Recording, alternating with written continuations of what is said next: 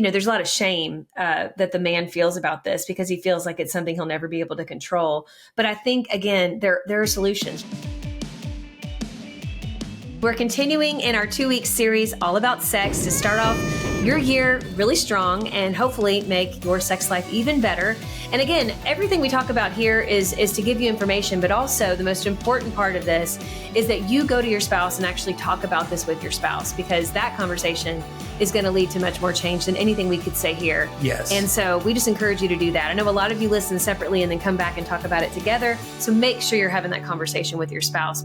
Today, we have one that we've touched on this a little bit, but we've not really talked about it in a while. And that is premature ejaculation, which is something that so many men experience and can leave a lot of men and women frustrated.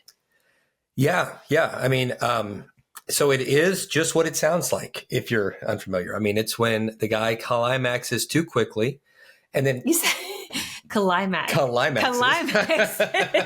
It's like he's climbing. I know. I was like, and then he takes that's a whole other climax. Yeah. Right. And I have like a cold too, so I've got this weird voice on top of it. I like it. So he climaxes too quickly, which, on one hand, you could say, well, it's a compliment to my wife. I'm so attracted to her, I can't control myself. But practically, it leads to a lot of frustration because once a man climaxes, then you can't maintain the erection. Mm-hmm. And then there's nothing that he can do to help his wife climax unless through manual stimulation or oral stimulation. Not you can through do those intercourse. things. But through intercourse, you're not going to be able to, it deflates quickly, basically. Right. So you have to keep that in mind. So there are ways to help prolong the process and make it enjoyable for both of you and make it to where you can wait for your wife, which is the whole point, that both of you, this is like, both of you should reach climax. So there are, in terms of products, there are things like desensitizing gels, which it doesn't just completely numb you, but it does give you just a slight little barrier of desensitization or numbness. That I don't even sensitization is the word, but I think numbness, maybe, where you still feel it. It still feels great. You will reach climax, but you won't do it as quickly. Sometimes condoms. Wearing a condom is a natural barrier of kind of desensitizing. So like the people say the downside of condoms is, well, it doesn't feel as good. But the upside of that is, in addition to being a form of birth control, it will help you last longer because the sensation isn't as great.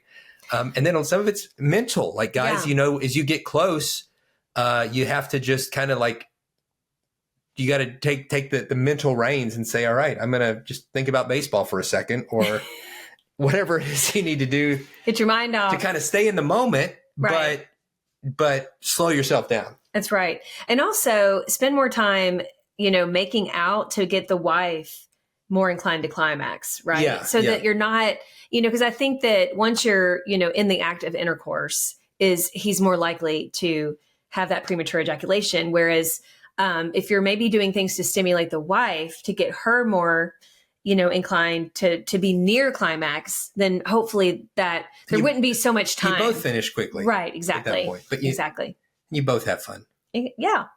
So, there's a lot to it. I think that this can be a really, really, we receive a lot of messages about this where there's a lot of shame that the man feels about this because he feels like it's something he'll never be able to control. But I think, again, there are solutions. Just, look for solutions. Talk to your doctor about it. This isn't anything to be ashamed of.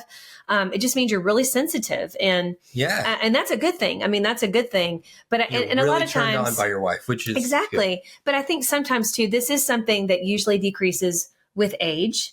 I think that it won't be something that you necessarily always deal with, but in the time that you might be dealing with it right now, look for those solutions. And also there might be some solutions we haven't even listed that we don't even know about that your doctor could help you to discover.